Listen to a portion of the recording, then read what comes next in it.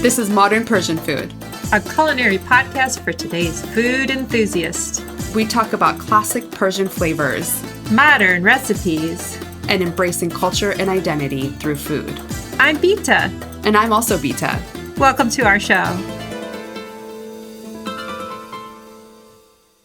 Hi, everyone. Welcome to episode 113. Today we're talking about Persian restaurants, but with a special focus on a modern take on Persian restaurants, a modern steakhouse approach. And we're joined by a special guest, Fera Hashemi.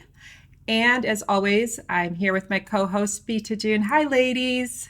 Hello. Hi. Thank you so much for joining us, Fesenjoon. Thank you so much. It's lovely to be with you guys. Yeah, so we're really interested. We have lots of questions. We're going to deep dive about what makes Arya Steakhouse different. Yeah. What makes a Persian steakhouse? And do you feel that when your clientele are coming in, are they really looking for the steaks? Are they getting kind of all the different types of steaks and different types of meats that someone would expect in a steakhouse? And tell us a little bit about your menu. Oh, definitely. I think that's the one part is that we are a complete steakhouse because we have every cut of steak. So if you're going to start off with your filet mignon, we have the petite filet mignon, the 8-ounce filet mignon. We have the ribeye, and then we do our own aging in-house. We do the aged in-house for the ribeye as well, 28 days.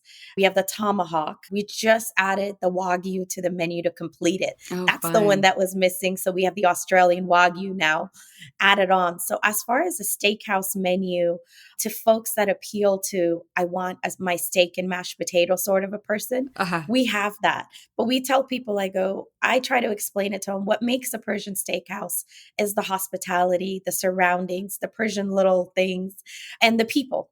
At the end of the day, I always have this joke is when I open a door to a home, I can automatically tell it's a Persian house versus a non-Persian house. And I'm biased because when you're Persian, you know the difference. You open the door and the hospitality and the welcoming and that side of it and being able to transfer that to a table and the personalness of it. You can automatically tell the way we serve the Persian tea and all of it. And in a restaurant ambiance, it's so sometimes difficult. Sometimes I try to tell my staff all the time, whatever you do, don't lose your personalness. Make sure you connect with the guests and seeing what the culture is also all about, being able to introduce Nowruz and being able to introduce, the holidays and all of it and why we do it. So I feel like more than ever now, that connection is important so people can kind of see a different side. I feel like media always shows a different side to everything, right? And I think it's always the people's job to be able to transfer what the realities of the culture is and what the food is and not let all those centuries of hard work kind of be washed away, right? And I always tell my kids, they all speak English first. And I go, but understand Farsi. All of them kind of understand it, but all of them don't speak it. And I tell them, I'm like, it's something to be proud of and something to carry on and something to transfer over. And with food, I feel like it's always that connection with people. And if you can actually make a connection and a feeling with a dish, then you've probably done your job. Yes. And it's so hard, especially in a Persian restaurant, because every mother and grandmother cooks better than we do. So no. Very humble. I tell people and they're like, your fesenjoon's very particular. I go, yes, it's very personal. Yeah, that's a nice way to say it. And I'm like, it's very personal. And they're like, well, my grandma cooks it like this. And I go, I totally understand. And I go, but you're not going to get my husband, the chef, to change the fesenjoon. I said, just like it's personal and how you connect it with grandma and mom, he connects it. And I go, there's no changing it. And when we first opened the restaurant, I remember it was Persian, Italian, American. And the Persian folks were the first one to say, that's not possible. Why are you all three? Choose one. No. You need to be an Iranian restaurant. And I would always joke and I go, you can't change a chef. I go, my husband's been exposed to Italy and exposed to so many. And as a chef, you grow that way. So some people come in, right? Persian food's not spicy. And they're so cute because they're like, can you make it spicy? No. Can you add spice to reme badem jun? No. What about the fesenjoon? Can you add the vegetables in the fesenjoon? No. And they're like, why? I go, you can order the vegetables. I'll send it to the table and you can mix it. But he's not going to do that in the kitchen. Yeah. And sometimes they're like, but you're not accommodating. I go, there's a difference between accommodating and changing a recipe of a dish. Someone hasn't had Persian food, they might think that it's spicy, but our spices are Raw. so not that kind of hot in your mouth spicy. They are really not. They're just like such a delicate essence or aromatic. In Persian food, you can like zeresh polo, for example. So you have the rice with the barberries, right? And a lot of people go, what are barberries? I go, it's an interesting mix between a cranberry and like something tart. And I try to explain it. I go, you're just going to have to try it and trust me on it that you'll love it and try it. And sometimes they order that on the side of their steak. So they will, for example, order a steak and then they will order zeresh polo or they order shireen polo. And sometimes, you know, when I'm explaining to an American or someone that's non-Persian, they'll ask me and go, can you explain shireen polo? And I'll be like, yes. And then they're like, okay, we're waiting. And I'm like, I'm thinking. And then I finally got to it the other day and now they all laugh. And I said, have you ever had orange chicken? And they go, yes. What does that have to do with it? I go, do you know that taste in your mouth of the orange chicken? And they're like, yes. I go, it's sort of that, but it's not fried in rice. And then they make an emotional connection to the, you know, the orange chicken. And they're like, oh, never thought about that. And I go, yeah. So it's orange peel, pistachio, and almond. And if done right, you can literally taste the orange peel in the rice and the aromatic of the orange. And now they all laugh because they're like, oh, I would have never gotten that. I said, me neither, but I love orange chicken. So it reminds me of shireen polo somehow without the chicken. Yeah. It seems like a really great opportunity to be able to share Persian food with. It sounds like you guys have a lot of people who are not Persian coming to the restaurant. So I love that, being able to kind of introduce that to different people and just spreading the word about Persian food and how delicious it is. And, you know, being like a mainstay in busy areas and alongside other high-end restaurants is exactly where Persian food needs to be.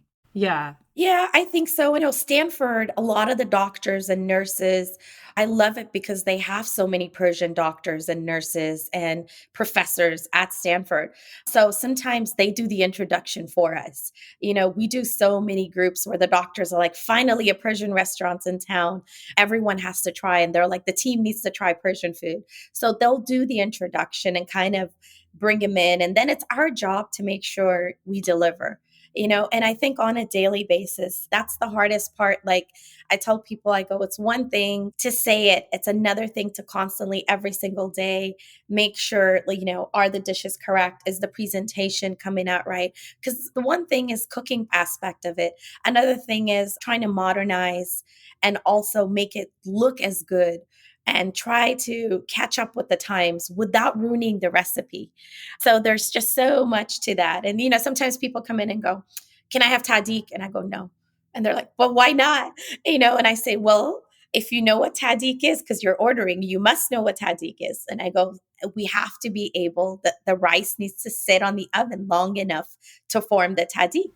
And we used to have it on the menu, but the reason we took it off is because people will get upset going, why don't you have it? I go, not every single pot can make tahdig because we go through rice so quickly that it doesn't sit on top of the, you know, fire long enough. This is sounding like an invention. Like my wheels are turning. My creative wheels are like, I need to come up with an invention so that Arya Steakhouse can have tahdig every night. Yeah. In Iran, if you like look at the modern restaurants in Iran, I think they must do it in like the casserole dishes because every single rice has the crust on top. But I have not figured out how to get it that perfect. So, you're talking to the touching queen over here. Exactly. It's hard. It's hard. At home, you can do it. So at home, if you're doing the casserole dishes, you can do it and you can do it on the pot and you can cut it up and serve it. Yeah. But to get it perfectly round, like a pie crust, right? On every single rice dish, they do it in Iran. You know, maybe one of these days I have to ask someone to walk into one of those restaurants in Tehran and say, can you go ask the chef? Can you tell me what you use?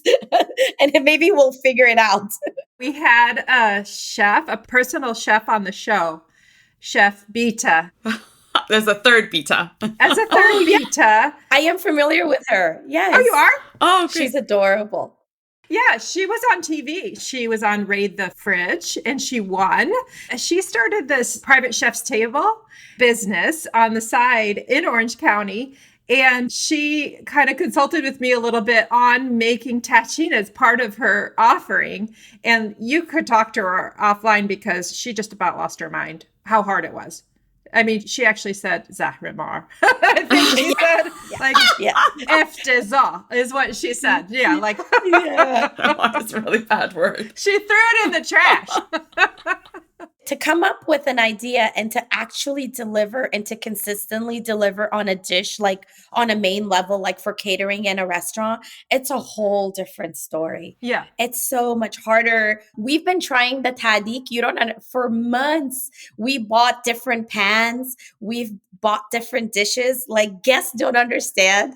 Like, when a dish comes out to your table, how many hours of brainstorming and working on different items to make sure that that dish looks the way it is and that it just gets delivered the way it is, you know? We're so used to perfection with our phones, like being faster and faster and things being faster and faster. And food doesn't work that way. Food and the oven has its own personality. Yeah, honestly, sure. The heat, the chemicals, not every single time can everything be perfect. So I always tell my guests, like, if there's something wrong, it's our job, it's hospitality to fix it. Let us know so we can fix it because we're working with humans. You're working with the oven. Everyone's medium rare and medium is different. It is the most funniest thing in the world. Like, we have to describe and show them a picture sometimes. But with my Middle Easterns, my kitchen laughs because if they're old school Persian or Middle Eastern, they're like, well done. Yeah, well done. Okay, I'm so old. I'm not only putting rose, water on before our conversations. Yeah. I order well done, which is like a horror to someone who really knows steaks, right? Well, we try to get people to medium well. I myself am guilty of that because I grew up with the meat cooked so much that I can't do it. Like, I tell my kids, I'm like, if I see red, no, I'm not touching it. That's so funny. I understand that customer. But at the same time, like, I tell the cooks, I'm like, don't get used to all this well done because when you get a medium rare, you better get a medium rare, Get it right. Yeah. You get it right. That's a challenge. Well, you're doing something right because it was absolutely lovely. It's elevated. It's something different. It's modern. What stuck in my head was how beautifully the fesenjoon was presented. Everything's kind of like very compact and just beautiful, the way the presentation and, maybe I had clovers on top. I can't remember. I took a picture of it. Yeah. Beautiful and good steak, good tastes of Persian food. It was absolutely interesting, having this conversation. Sounds like you guys do such a great job at Arya. I can't wait to experience it myself. And thank you so much for taking the time. And we will link to your restaurant in our show notes for anyone who would like to come and experience it this season. Great for holiday entertaining or in the new year. I wanted to thank you so much for the opportunity to kind of talk about Persian food and Arya Steakhouse. And I definitely loved meeting both of you virtually and talking to the both of you and having the chance to introduce Arya Steakhouse. And I want to thank everybody out there. So if you're in the Palo Alto area, we would love for a chance to meet everyone. Come on in and, enjoy the ambiance and the food. And we're easy to find on social media and Instagram. Follow us at Arya Steakhouse. And also Facebook is Arya Steakhouse as well. And then our website is aryasteakhouse.com. Super easy. Look us up, follow us, TikTok, Arya Steakhouse as well. So whether you're on Instagram, Facebook, or on TikTok, we post videos and recipes every now and then. You're more than welcome to kind of join in and kind of see what's going on from time to time. Hope to get to see both of you at the restaurant. You have to send me a message and let me know when you're both in town. Before the holidays, we'll get together. Yeah. Thank you so much for joining us, fesenjoon. Thank you so much. Thank you. Thanks again, everyone, and have a great day. Until next time, bye. Bye. You've been listening to the Modern Persian Food Podcast with Bita and Bita. Thanks for spending time with us. If you've enjoyed what you heard today, consider telling a friend or giving us a good rating. You can subscribe to our show for free on your favorite podcasting app or find us online at modernpersianfood.com or on Instagram for the recipes and information we talked about today. We'd love to hear your thoughts and see you next time.